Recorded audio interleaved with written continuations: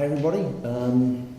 As per the blurb, this is sort of based on a paper I did called The Artist's Brain at Work, but I decided to try and sort of remix it a bit in order to connect with some of the issues brought up by Claire's work. So the first half of this is more practiced and put together, and the second half is a bit more improvised. So we'll see how it goes, and Josh will do his best to keep me on time.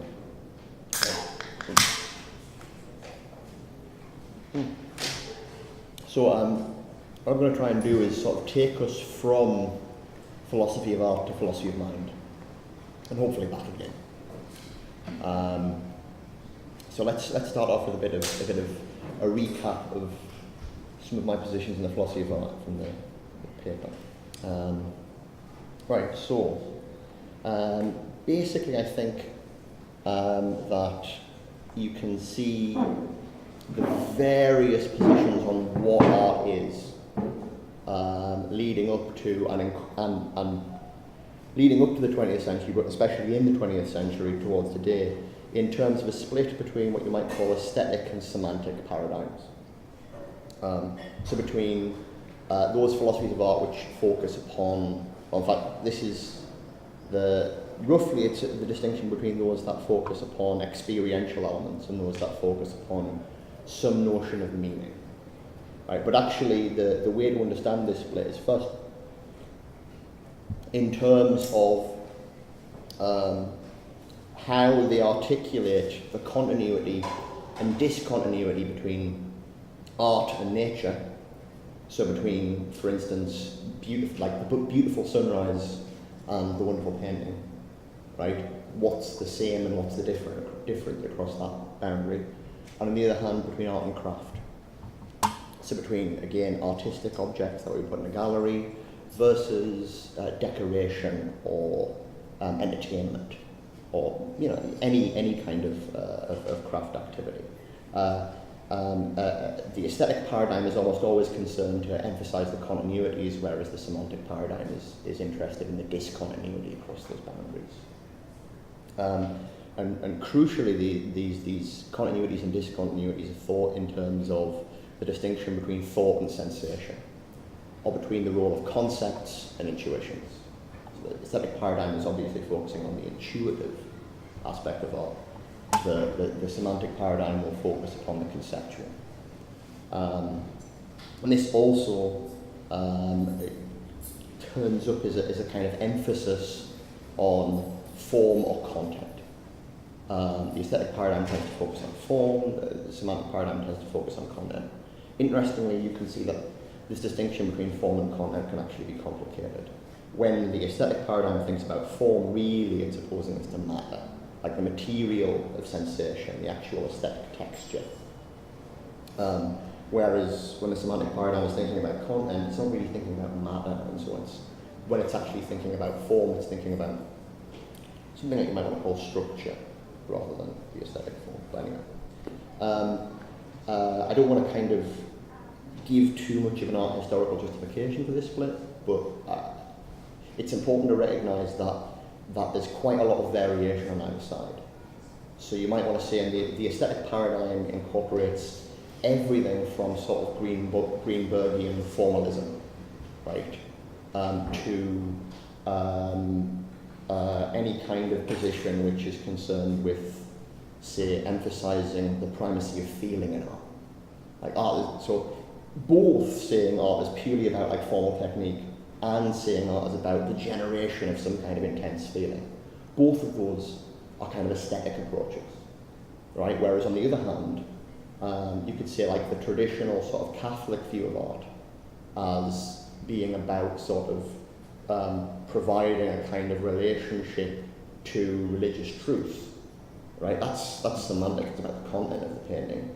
But so is a kind of a position which is all about artistic expression, like which someone who says that art is all about the expression of the artist's intention, right? That's also semantic. So there's lots of internal variation here, but it's useful to make this split. And one of the reasons it's useful to make this split is because, well, this is the next bit from mimesis to expression. Is because although prior to sort of the end of the 19th century, these distinctions are there implicitly. It's only when we get this move away from the classical view of art as being about mimesis, i.e. Mirroring the world or representing things in the world, to some notion of art as being about a kind of actual expressive activity, that these distinctions become really sharp. And the reason for this is that when we simply think about what art is doing as reflecting the world, then the conceptual and the intuitive features of those representations are just subsumed in the actual, subsumed in the world itself, right? So, when you have sort of political art, for instance, right, the conceptual elements of it, which are about sort of justice and injustice and various different elements like this, they're just about the actual things you're representing. It's nothing to do with, just as, say, more primitively, like photography, when you just assume that all you're doing is purely copying the actual visual data, right? That's just it's just a matter of the thing itself rather than what you're doing. But when we move from this mimetic conception to an expressive one, the difference between the sort of conceptual and intuitive dimensions of representation come out in full. And one of the sort of fruits of this is that we actually really start to appreciate symbolism. Because it's only once you separate the intuitive and the conceptual that you can think about how they're actually connected in art. And symbolism is the sort of traditional case for thinking about this. And I've got a picture of a white lily here because this is the example that Kant uses in his aesthetics. He says that the painting of the white lily can represent innocence. It can represent the idea of innocence. And innocence is a thing which, it's not like a colour or a tangible thing that you can say there is just a straightforward visual representation of. So there has to be some kind of work of manifesting the idea in the sensible. And this becomes a really important feature of all sort of aesthetics after Kant.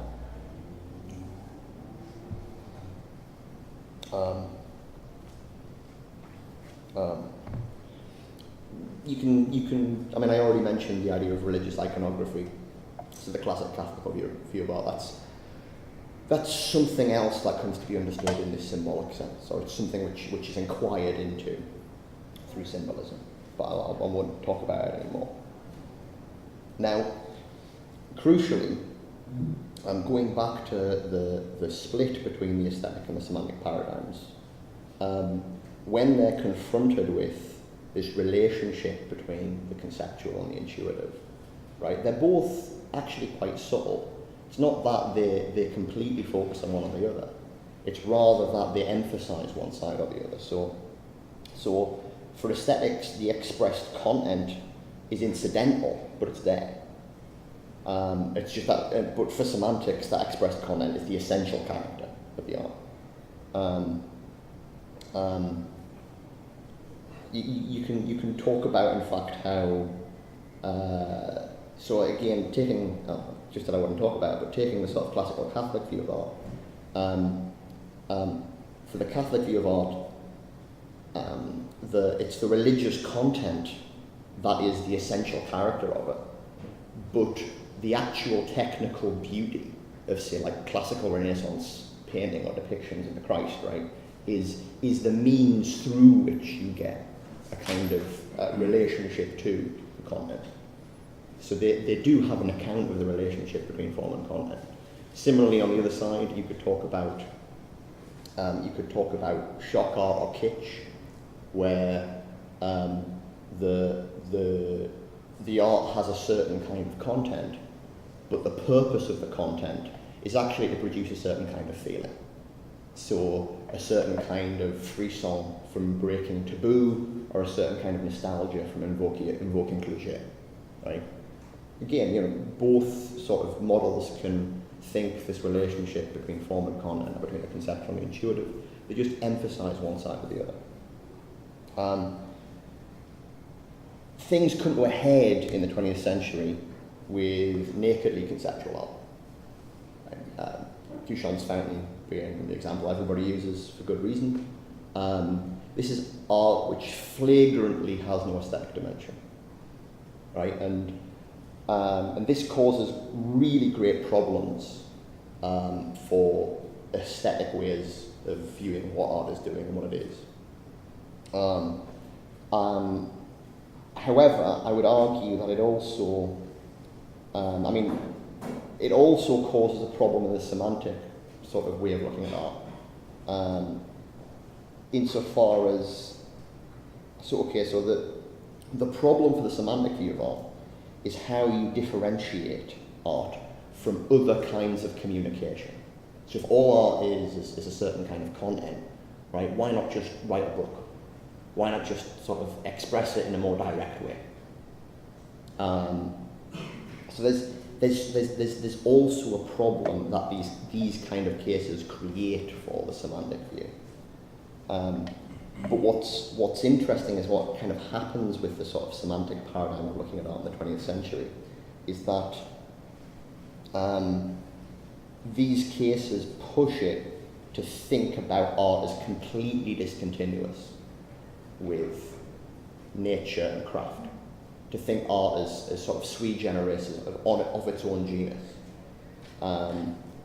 And this is kind of achieved by prioritizing the expressive dimension of art within the context of art practice, right? So expression actually gets narrowed and understood essentially as a certain kind of performativity within the context of the practice of making art. I could elaborate that notion of performativity a bit, but I don't want to go into it. If anyone's interested in that, I'll go into it later.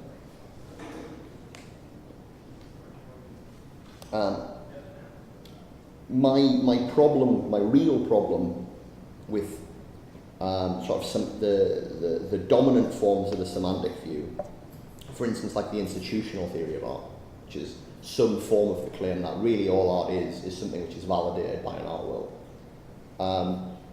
is that really what they end up doing is treating these sorts of cases as exemplary, rather than as kind of degenerate limit cases. They end up seeing that this is sort of the essence of really what art is, rather than just some kind of possibility that is implied by what art does. One way of putting that is to say that, art can be conceptual, right? But there are a lot more concepts than concepts about art. Like, art can be about things other than art. And if you think that the art being about art is the exemplary case, you end up just completely misunderstanding what else art can do, conceptually speaking. So anyway, there's a deeper question about how to conceive the real genus that art belongs to, so to really kind of split the difference between the semantic and the aesthetics views and try and explain what the continuity between nature and craft and art is.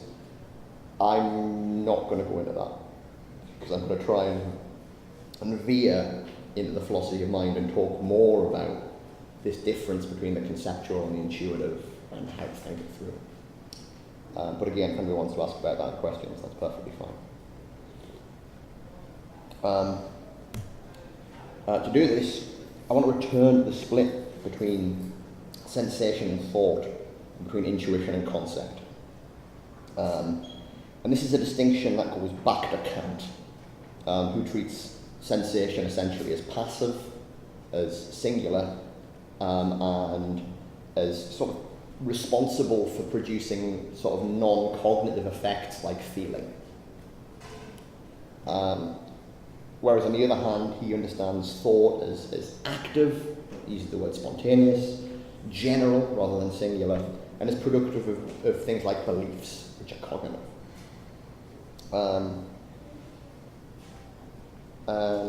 What I want to do is kind of to update this view, because this might look very kind of like a simple dichotomy, but it actually ends up being quite subtle. And if you see how I update it, the subtlety will start coming in. So what I want to do is to make a distinction between what I call pre-rational capacities and rational capacities. Pre-rational capacities are those sorts of information processing systems that we share with animals. They're crucially evolutionarily adapted to certain kinds of contexts and certain kinds of problems. So a mouse is actually a very complex information processing system. Right? It can simulate its environment, it can take in various bits of information, and it can use those to solve certain specific kinds of practical problems, like running away from cats or finding food. Right? But nevertheless, it's kind of restricted to that particular evolutionary frame. Right?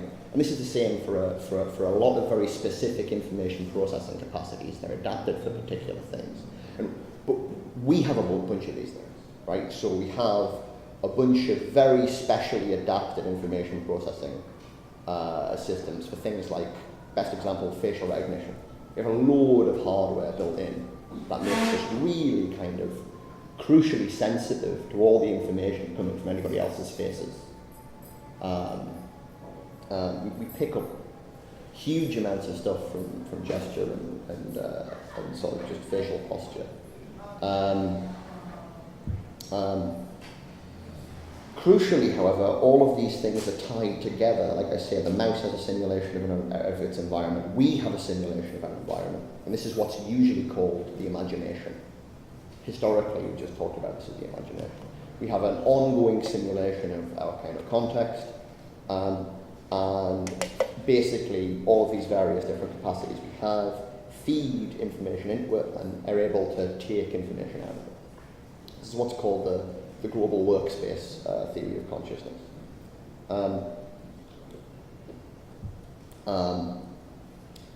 Within this sort of simulation, precisely what we have, what these particular specialized capacities correspond to, is what Kant would call schema. This is particular rules and particular procedures for extracting and processing certain specific kinds of information. I'll elaborate this a bit more, but that's the thing I want you to take away for now. By contrast, we might say that rational capacities involve linguistic abstraction, inferential articulation, and that this is where we get to the level of the conceptual. And I want to kind of elaborate this a little bit. So language is the killer app of human intelligence, right? It's the thing that enables us to bootstrap ourselves into cultural evolution rather than mere biological evolution, right? And to move from merely adapting through selection from our environment to learning, right? In order to learn some kind of crucial new skill, I don't have to wait for my descendants to evolve further. I can just be taught it, right? There's a lot of complexity to that issue, but I'm just going to brush past it for now. And the crucial thing is what makes languages killer. And just as I said that pre-rational capacities are kind of restricted to particular frames, they're restricted to certain kind of contexts and sets of problems that are in those contexts. What makes language special is that it enables what you might call unframing, right? Language enables us to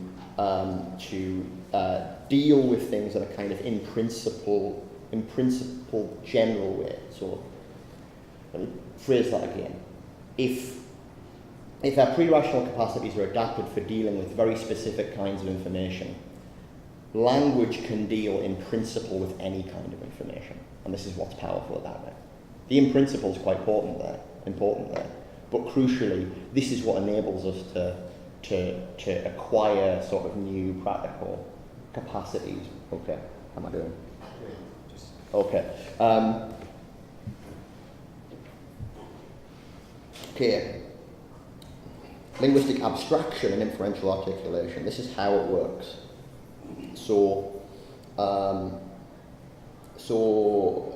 good example is weight, right? Weight is something we all intuitively understand, right? It's something that whenever you move around, you understand it as an obstacle to the kind of actions you can perform, right? But weight is different from mass, right? Mass is a refined empirical concept, right, that we've worked on for a few centuries now, right? And crucially, what sort of indexes the content of the concept of mass is a certain kind of inferential relation. Namely, if you're a Newtonian, like force equals mass times acceleration, right? That defines what mass is, not this intuitive feeling for weight, right? And the ability to draw inferences about like the precise mechanics of a situation on the basis of the masses of the objects involved and the amounts of force put into them, right, is what enables us to unframe our understanding of weight from the actual gravitational context we're involved. Like our context is the surface of the Earth, right? So our understanding of weight is entirely relative to that, right? If you want to understand how weight changes when you move into low Earth orbit, or when you go to other planets, or things like this, if you want to understand gravity, you need to have this linguistically articulated conceptual framework for unframing yourself from it, right? And what this actually, the other way of looking at this is to say what happens there is a certain kind of process of abstraction. And this is the crucial difference between concepts and schema, which is a schema is a certain kind of basically it's a computational procedure somehow embedded in your neural network, right? For processing certain kinds of information, right? But different people can have different schema.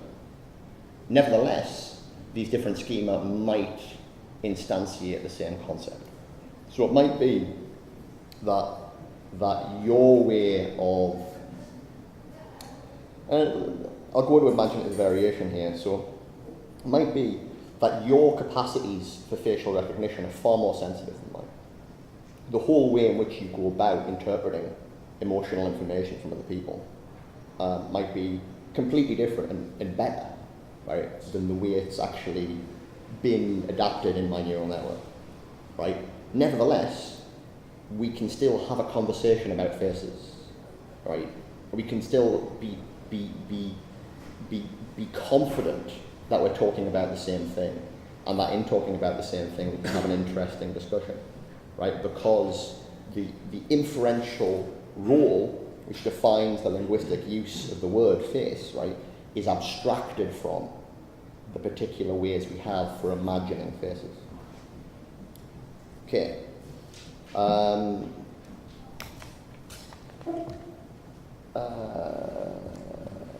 right. I want to give one more example of this. How am I doing for time? About 20 minutes on. About 20 minutes on. Okay, that's not too bad, right? I'm going to rush through stuff, but I want to give one more quick example, and then I'll go through this in a little bit more complexity. So, mathematics is always a good place to go because the concepts are massively precise, right? So you can imagine two mathematicians, one of whom, so there's a certain theorem in mathematics that shows you that if you've got a sphere, it's possible to invert that sphere without, like, pull it inside out without tearing or causing any singularities to appear on the edge. It's a really complicated proof, right? But some people can just imagine it. Some people can just imagine the transformation. Like they just go, oh yeah, I can see how you can do that, right? You can have two mathematicians, one of whom who can just do the intuitive transformation, and one of whom who can't, who has to go through the proof, right? But we can understand that they're both talking about the same thing. They both have a grasp of the same concept. They get that grasp in a slightly different way, right? Okay.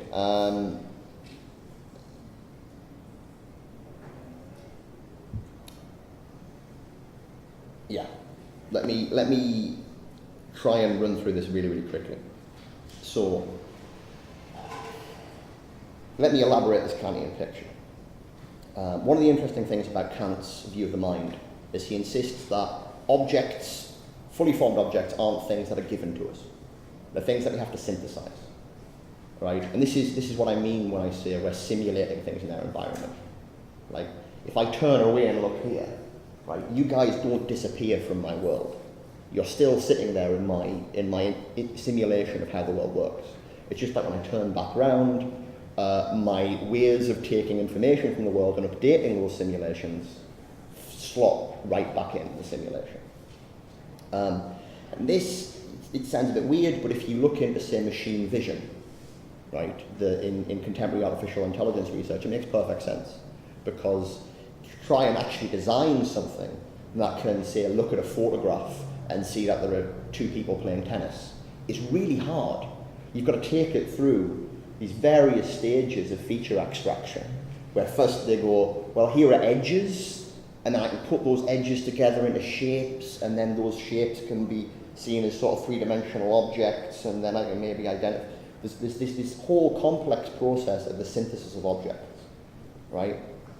And what a schema is precisely a learned procedure for doing that.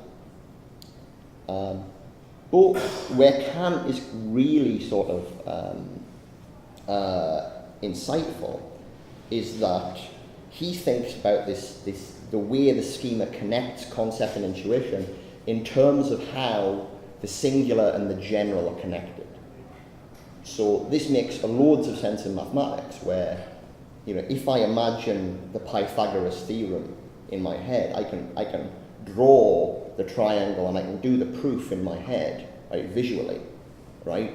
What I'm doing there is I'm constructing a particular instance of a triangle, it's singular, but because I'm constructing it in accordance with certain rules, it becomes representative of the general, right? The singular comes to represent the general. And Kant thinks the same about the empirical experience. This is how science works, right? It's just that the rules, instead of being rules of simply of construction and imagination, they're rules for manipulating and observing things in our environment. So by coming up with an experimental framework, right, we enable, certain, like say, a sample of oxygen to become representative of oxygen. So if we can prove things about this sample, we can prove things about the thing in general. This connection between rules and representativeness is really crucial if you want to think about learning or calibration. And this is where we start feeding into Claire's. So this is why we start seeing the need for what I'm going to explain shortly is prototypes. Particular instances that we train either machine learning systems or children, right, on, right, in order to give them a grip of the general, right? So schema actually end up being about prototypical examples of things. Okay. Before I explain that, and I know I'm going on a bit. Before I explain that in too much detail, I want to make this distinction between recognition and reproduction. So these are the kind of various cognitive stages that are important for thinking about the examples. Recognition, you can divide this into comparison and re-identification. Colour is a perfect example of this, because you'll know this, if someone shows you two shades of colour, right, you can go, are they the same or are they different, right? But you might not necessarily be able to, if someone got you to shut your eyes and then, or 2 days later, someone shows you another one of those and goes, which one was this, right? Do you have a name for this? Can you tell me, is this the same one you saw before? You won't be able to. So you can have capacities for comparison without necessarily having the capacities for re-identification. Recognition involves both of these things to some extent. Makes a lot of sense for pitch. Sometimes, if you've got perfect pitch, you can always re-identify. If you're like me and you don't, you can tell something's higher or lower, but you can't necessarily. Anyway. Reproduction, however, is a further stage beyond re-identification, right? This is where we get recall, right? So, for instance, and the reason I bring this up is, I've mentioned this further down, there's a condition called aphantasia, where people can't visualize things. And people with aphantasia can have all this recognition stuff. They can, when they see you, they go, oh, it's Steve, great. They can recognize you, they can re-identify you across contexts, right? Take the person away and ask them, what does Steve look like? And they have no idea. They can't recall, right? They can recognize, but they can't recall. But beyond recall, we also want to talk about recombination. And this is the aspect of imagination that we usually associate with creativity, right? Some people can remember, but can't necessarily produce novel instances of things. So you might, if I ask you to imagine, what ketchup tastes like, you'll go, oh, I can imagine that. But if I ask you to imagine, well, what does ketchup taste like if you mix it with fish sauce? Some of you might be able to imagine that, and other people just, you've got memory, but you haven't got spontaneous recombination of those things. Okay. I've already talked a bit about colour recognition and facial recognition. These are the sort of big examples I wanted to use to talk about these various stages, because these are all schema. This is all just rules for synthesizing things in imagination, but those rules being used at various levels of complexity. I've already mentioned imaginative divergence, the fact that some of us have different imaginative capacities to others. So I'll skip straight to convolutional neural networks. Okay, so you can program convolutional neural networks to recognize faces. You can try and artificially create facial recognition capacities, right? And this will involve something like this. They'll detect certain features. And crucially, this is about compression. It's about compressing what the relevant information is. So you know the important invariant features for when you see someone in different lights and from different angles. You want to get the sort of base topological structure of the thing, right? However, recently there's a neural network artist being employed at Google who turns this network the other way around. So tries to move from recognition to reproduction, and this is what happens.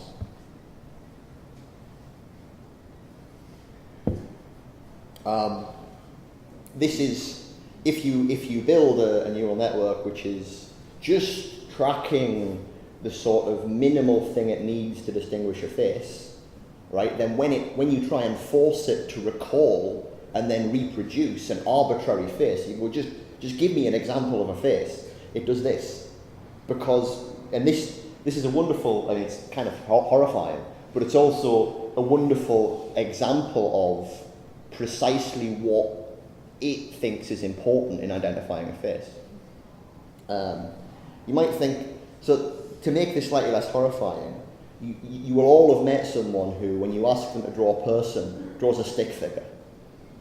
And that's just how they see people. Like, they can see you and they can recognize you, but when it comes down to exactly how much information they're extracting to be able to remember things and then arbitrarily reproduce them, it's very, very minimal. They've compressed you right down to this really, really simple representation. Okay. Yeah. So, and when we're talking about schema as these processes that you can do these sorts of things with, it becomes important to come back to this point about representativeness and representative instances. And so, prototypes. Imagine a bird. Everybody in the room, imagine a bird. I can almost guarantee that no one is imagining a penguin. Anyone imagine a penguin? No? I did, but that's because... Yeah, it's because I told them already, right? Okay, the reason is, right, you almost all probably imagine some kind of flighted bird, and different people will have imagined it to different levels of detail, right? And the reason for this is, it's your internal schematic capacities are using a kind of prototype example of the general in order to get an easy heuristic grip on it. So you can all think about penguins if you want, but you will tend to think about penguins in terms of their deviation from your prototypical example. And this is the way in which we think about almost all generalities. We get some purchase on something we find it easy to think about, and then understand exceptions and deviations from it, rather than going as general as we possibly could in our understanding. Right? So rather than going like fully abstract. And this is just to say that schematic prototypes processing information are inferential heuristics. They give us a way of getting a grip on this abstract linguistic level, right? But they don't do it by simply just encoding like the inferential rules for reasoning about things, right? Because precisely those inferential rules are very, I already used the word abstract, but very compressed, let's put it that way. Now, imagine innocence. Try and imagine innocence, or an innocent if you have to. Imagine an innocent, right? What comes to mind? I imagine different people, again, will imagine different things, right? But the associations that you leap for when you imagine an innocent or when you imagine innocence, right, is precisely the things that are being exploited in symbolism. This is, put it here, is schematic prototypes are connotation generators, right? There's a difference between implication, like what a certain thing like, literally implies, and connotation. And our grip of connotation is about these kinds of prototypical, imaginative ways of simulating things. And so this is precisely what symbolism gets a grip of. And as I say, I've put it as generators because it's very productive. Right? This is also where we get things like metaphor and analogy and all of these kinds of really interesting sort of cognitive skills that enable us to do all, really interesting creative and conceptual backflips. It's really, I'm not saying symbolism is something somehow less than inference. It's actually, it's what makes languages killer app. Okay, finally, imagine a person. What comes to mind? Man, woman, black, white. Do you have or I mean, you might just imagine a stick man, right? That might be your prototype. But for a lot of us, we will have a prototypical instance that we are inclined to use and think about. And this is what it is for schematic prototypes to be cognitive biases, right? And for them to enable stereotyping. So essentially what stereotyping is prototyping going wrong. Prototyping causing you to think about certain generalities in terms of particular features of your singular examples. So it's where this relationship between the singular and the general goes a bit awry. Okay, so that's how schema, as these sort of informational rule sets or processes, however you want to talk about them, for taking information from the world and combining it into our kind of simulation of the world in interesting ways. end up leading both to symbolism and stereotyping. And I think that's everything. So hope everybody enjoyed that.